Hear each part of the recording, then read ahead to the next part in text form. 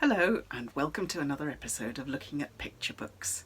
This time my special guest is Dapo Adeola, who's going to tell us all about his wonderful new book, Hey You, which is an empowering celebration of growing up black.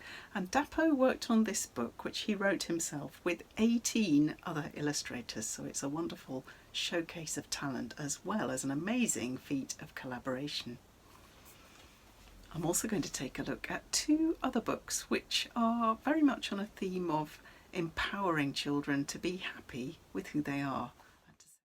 The first book I'm going to look at is Julian Is A Mermaid by Jessica Love. The whole book is gouache painted onto buff coloured paper, and really makes the colours sing so much. And the story's about this little boy with his grandma. He loves mermaids and dreams of being one.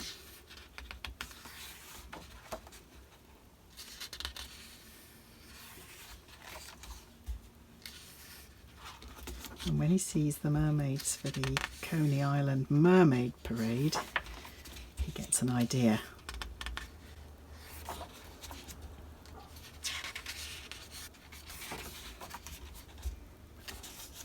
And he uses things around his grandma's house to dress up her potted ferns, the flowers, even the curtains, to make himself into a mermaid.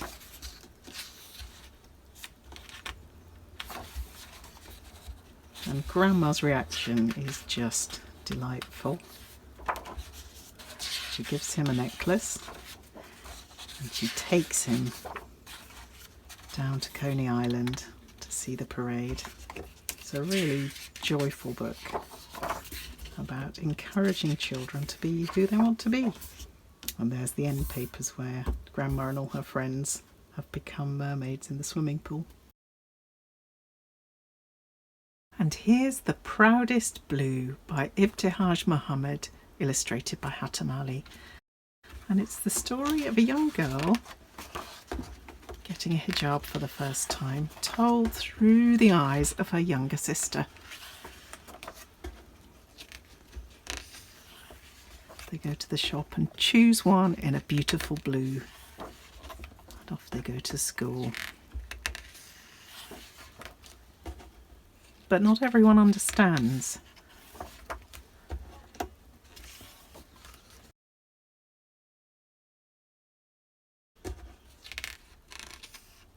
And a boy actually points and laughs. But the hijab isn't a laugh, it's an ocean waving to the sky. It's always there, strong and friendly. And the little sister draws a lovely picture to take home. And there's some very wise words from Mama here. Don't carry around the hurtful words that others say. Drop them. They are not yours to keep. They belong only to those who said them.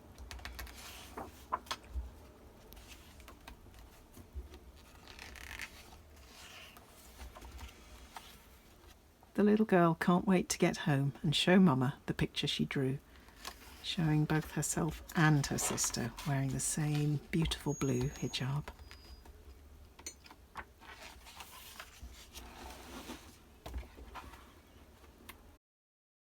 And here's Hey You.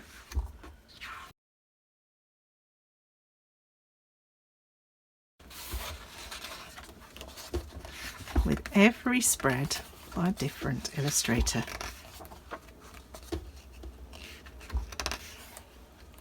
So Dapo's own illustration is the opening page with the new baby being welcomed by the parents.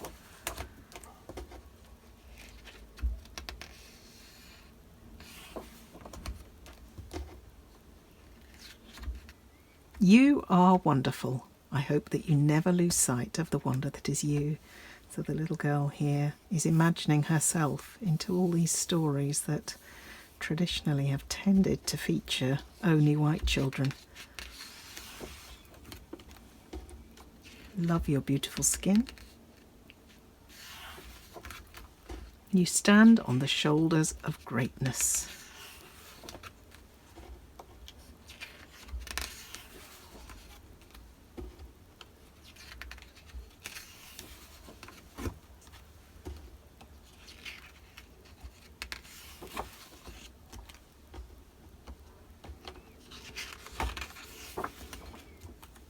Keep searching, you will find the right stories for you.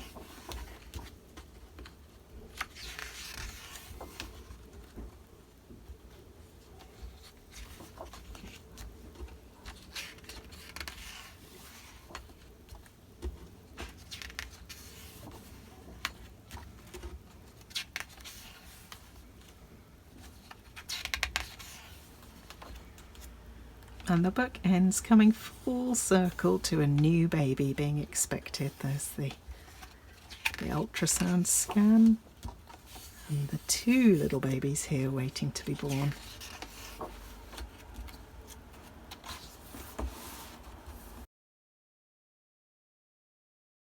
Hi Dapo, and thank you so much. Hey Jane. For having a chat to me about this amazing new book and amazing collaboration with 18 other illustrators. Thank you for having me. Yes, it's a beautiful book, thing of joy. And I can't wait to tell you a little bit about how it all came about. Brilliant. Well, that was actually my first question because I was reading your introduction and it all came about during last summer when there was all the terrible stuff in the news about George Floyd. That's only a year ago. And you've pulled something together with 18 other illustrators, and here it is on our hands. How did you do that on that time scale? I'm still marveling at how we managed to pull this off. Honestly, I'm still marveling because the thing is, this book, because yes, that time scale, but also my workload, because I was working and I still am working full tilt. And we had to kind of put this together in the middle of my already busy schedule.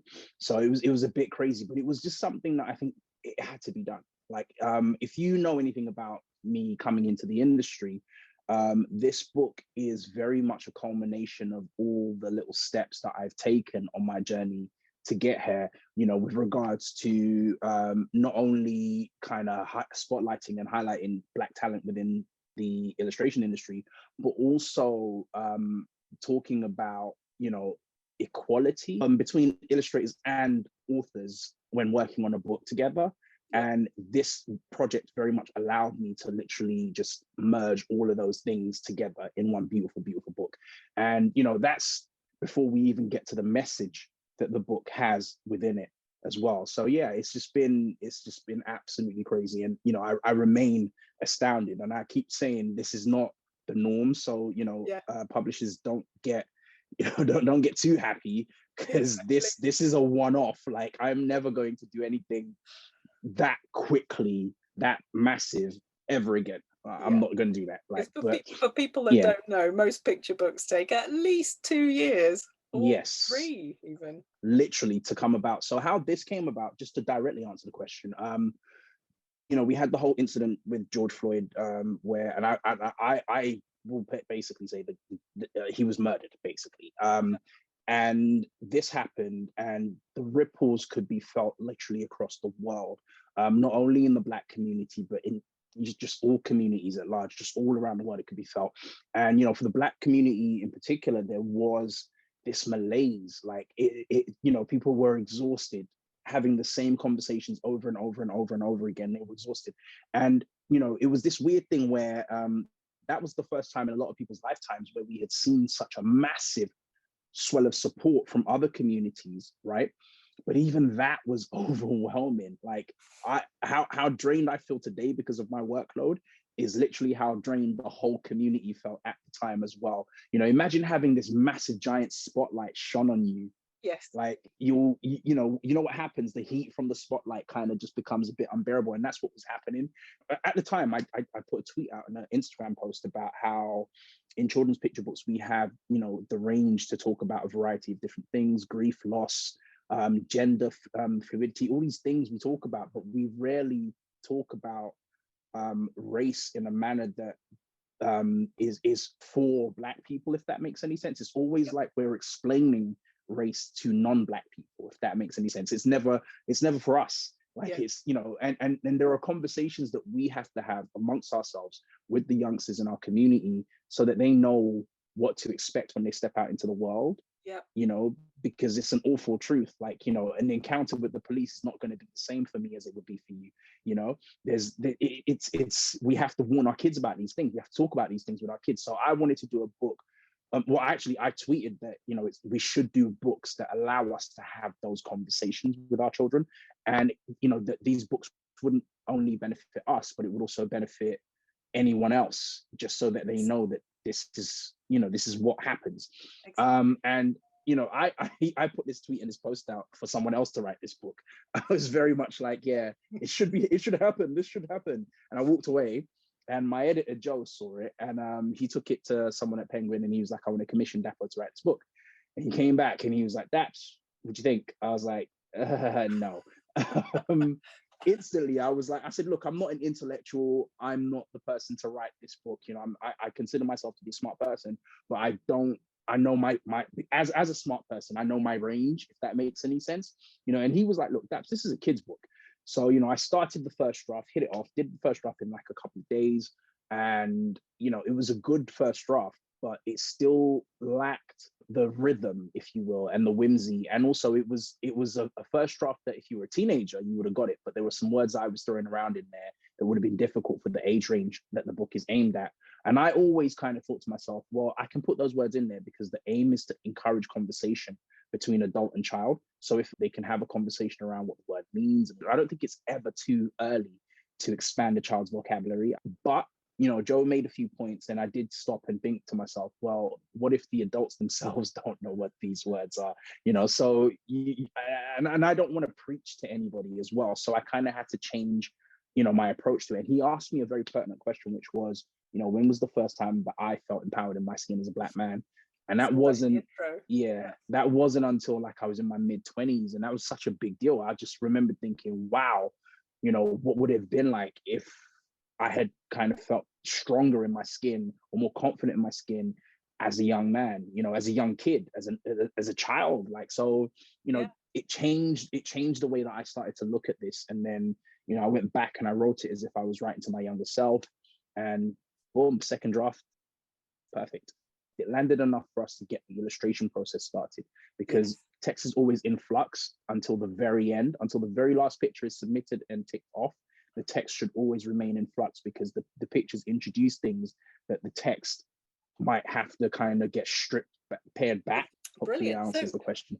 It does answer the question, but the next question is the other 18 illustrators. How did you find them? How did you choose them? And how did you work with them to create such a seamless whole? Because it's 18 different artistic visions, and yet they come together in this lovely end product. And one thing that ties them together so nicely is the sunflower motif. That was my idea. So we needed, first of all, it wasn't just myself. So we have a very amazing designer, Monica Whelan, has worked with me on all the books I've done with Puffin, and she's brilliant. And we kind of have a thing where we know what works. And one thing that I encourage, and Monica trusts me just like that. There are things that I've put forward that she wasn't 100% sure about, but she trusted, the vision, and it paid off. And also she's a very skilled and very talented designer in her own right. And for this particular project, the two of us, I gave her a list of illustrators, because as you probably know, on Twitter, I create threads of illustrators all the time. Quite a few of these illustrators in this book were from those threads, and a few of them were people whose work I've been following as a fan for a period of time. This is an opportunity to do something, and I thought, oh, these would be great people to kind of have on this book. So I submitted a list of illustrators to Monica. She then did a little bit of research herself and propped the list up with a few more names. And then we started approaching people. Once we got the 18, we broke the text up into spreads. And then we started to think about whose style works best to tell which message. And then also whose style complements the person that's going to be following them and the person that's going to be before them. So we put them all together. So I wanted the illustrators to be free to add their own touch to this, right? We did supply them with a very loose draft for the spread, but we gave them the options of either sticking to it or coming up with something completely new. And we needed something to tie the book together. And that's where the sunflower print came from. I thought about a cloth, a print of some kind that we could have. And sunflowers, because, I get asked the question all the time, why sunflowers? I just like sunflowers. I'm a huge fan. I didn't know about all the symbolic stuff until afterwards, because Joe, the editor, he looked up all the symbolic stuff and he was like, oh my God, Daps, this is a wonderful coincidence. I was like, yeah, it is. Oh, We'll just act like we. I didn't know about symbolic stuff. So what Right. do they symbolize? It means sunflowers literally symbolize everything good, but like in general, it's about growth, new life, spring, rebirth. That's what it's about. And I love that. So that was what we used the sunflower print for, to tie all the characters in the book together. And the reason why we needed to tie all the spreads together in that way was because I wanted everybody to approach this, again, from their own place. I didn't want them to stick to a specific character's gender. Amongst the team, we've got people from the LGBTQ community, we've got people from all walks of the Black diaspora. So I wanted them to be able to, create characters that resonated with them.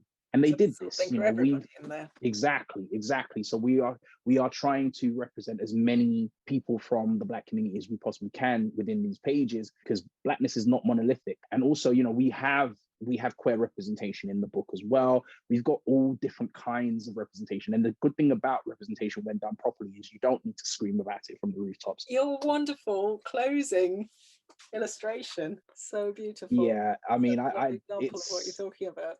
Yeah, it's actually one of my favorite pieces from the book. I was trying not to. I think I did scream a bit, like, oh yeah, look, queer couple. But I also gave them a color scheme. I sent you some images of the first image that we actually colored in and showed everybody, and we colored that in to give everybody like a color scheme to pull from. Yeah. And again, it was a thing where this is a color scheme, you can build on it if you want to, or you can strip it back if you want to as well, depending on your style. And everyone did that, man. They stepped up to the plate, and it was just incredible what they did. Another thing I really liked about the way everybody interpreted their spread is that you had all different ages. So although it's a children's book, there's teenagers in there too, in a completely natural way, so that a young child will see their future in there too.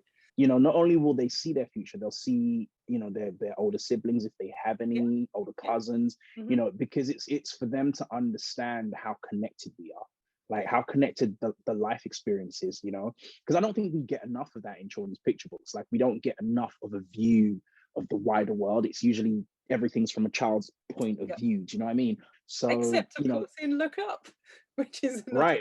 And as I'm talking to you, I'm realizing, I think near enough all the picture books I've done so far, my upcoming book with Mallory has an element of that in it as well. Puffin picture books tend to have that cross age gap thing, where teenagers are in the book. I've got another question. The title, Hey You, works so well, and I can just imagine it in a really kind of warm, affectionate voice. Hey You, meeting that baby for the first time. How did that come very easily, that title, or was that after months of? No, it came straight away, ridiculously easy. It was literally how I started the letter, because I wanted to write it as if it was a letter. So I was thinking, like, I don't know the kid's name, I don't even know what the kid's gender is, so I'm just gonna be like, hey you, how you doing? It just resonated.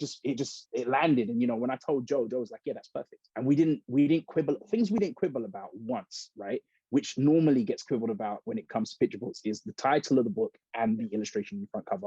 There was no quibbling. The front cover design was the next thing I was going to ask about, because I completely agree. That is just such a lovely, warm, tender, there's just so much love in there. It's also a really lovely composition. So that also that came effortlessly as well. I'm not even gonna lie to you, man. Honestly, we didn't quibble about anything during this book at all. Everything was such a seamless working process. It was just amazing. With the cover, how it all came about, it was first draft, bam, knocked out the ballpark. A few things I wanted to accomplish. As I mentioned before, I'm very big on having illustrators and authors represented equally on the book cover. And as the author of this book, the natural thing to have done would have been to be like, Dapo Adeola presents, and then, hey you, and then it will maybe say a phrase about the collaborative element, but it won't have anyone's name in the front because there are so many. So I was like, no, we have to have all 18 names on the front of this book, right? And then it was down to me to come up with a composition that made that possible. So I went online, had a look at some pictures of babies. I saw this photograph of a couple holding their baby like that. And it was landscape. So like the hands were coming from either side. So I took the photograph, turned it at an angle, and then just like sketched out an outline just so I know where everything's going to sit. and it just hit. Like the first time, black and white drawing it, I sent it through to Monica to have a look at, and she was like, wow. Like I sent two options.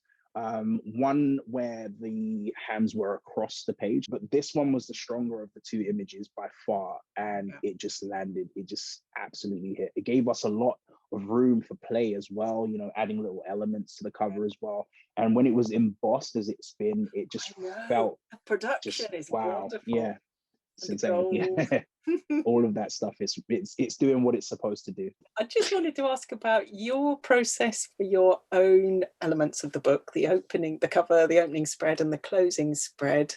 Do you start with pencil roughs and then work it up digitally, or what's the process? I start. It's such a simple, straightforward process. I start with a little doodle, and then I flesh the doodle out into a rough, pencil rough, and then I scan that in, and then I clean it all up. Because for this particular picture book, it was a different style to what you guys would have seen me do.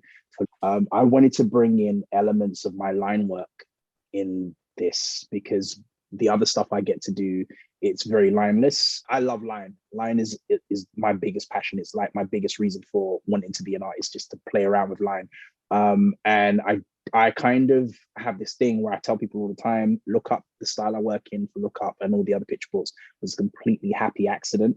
I just did the character roughs in that style and it stuck, and publishers were like, we want that style. So I couldn't change it. So now I'm stuck with a style. I'm having to learn a style that's not natural to me, if that makes any sense. The style for Hey You, that's natural to me. It's a very simple flat color style that we've got going on here. And I did it all in Procreate. But the overall kind of focal point was trying to get the sense of volume and trying to have this sort of really tender but minimal kind of approach. Tender is the word. If you look at her dress, for example, all the floral patterns are lineless. So it's just trying to find that balance, because lineless gives you this softness, you know, and you can achieve softness with line as well if you're focusing on volume and not detail thing. And I just really love how it all came about. The baby, the cover, that's my favorite image that I drew last year by a mile. So yeah, you know, and as an artist yourself, you'll know what a good drawing day, what a difference a good drawing day can make. Exactly. Very cathartic experience. Like very cathartic in a lot of ways. What a great result. And that's about, I hope that's going to go into every school around the world. I hope so. I mean, we're currently, our governments are talking about how, you know, they don't want us to be discussing race with children, you know, so that's going to be exactly. You have to have that conversation or nothing can ever change. You know, so and we haven't been discussing race with children for a long time. It's literally been just shy of a decade, if that we've actually been having those conversations, and already we're going to stop because what are we radicalizing children? I don't get it. But hopefully this does go into libraries. If it makes it into the schools, good times. I'm happy with that. More importantly, I think it needs to make it to homes. It needs to make it to homes where children need to kind of be able to see this, you know, not just Black children, but all children need to be able to see this, but especially Black children need to be able to see this book, need to be able to understand how connected we are and that they're not alone. A big publisher in Brazil reached out. They wanted to buy Hey You. You know, their reasoning behind wanting to buy this particular book was because Brazil is having a really, really serious issue, which they've been having for a long time, around how Afro-Brazilians are treated. They were like, we hope that this book will help alleviate that situation. And I tell you what, Jane, that's the most validated I think I've ever felt in my job role ever. Massive. So, you know, they wanted to put it in all the schools out there. And I've got a few things that I'm going to do to make it available to the children that aren't necessarily in schools as well. It was just, I don't know, just a huge testament to what's possible, you know? Amazing. Well, congratulations. And it's coming out in America next year, is that right? It's out in America. It's out in America in January 2022. Hopefully I'll be able to go over there. I think it comes out, February is their Black History Month. So it will be great to kind of just be there and just soak it all up. Well, thank you so much, Dapo, for talking to me. Thank you. Thank you for having me. Wonderful new book. And I'm going to end, as usual, with a quote, but this time it's from Show Me a Story, Why Picture Books Matter, edited by Leonard S. Marcus. If you haven't seen this book, it's really worth getting hold of a copy. It's got so many interesting interviews with all sorts of leading illustrators, one of whom is Jerry Pinkney, who was a groundbreaking black illustrator who first started illustrating books in the 1960s. And in this interview he was asked about finding books for his own children back then. I'm sure I noticed how hard it was to find a book with black children as characters. That must have had an impact on me. We looked for such books for our children, and I can remember when Ezra Jack Keats's The Snowy Day was published in 1962. I understood the impact of The Snowy Day, but I didn't see it at the time as an example of a kind of book that I could imagine myself doing. I began by illustrating African folk tales and then went on to illustrate folk tales from other cultures. I continued to do books because of the satisfaction I took in creating a well-made object that I could hold in hand. Later, my awareness of the need for books on African American subjects interpreted positively became a second reason.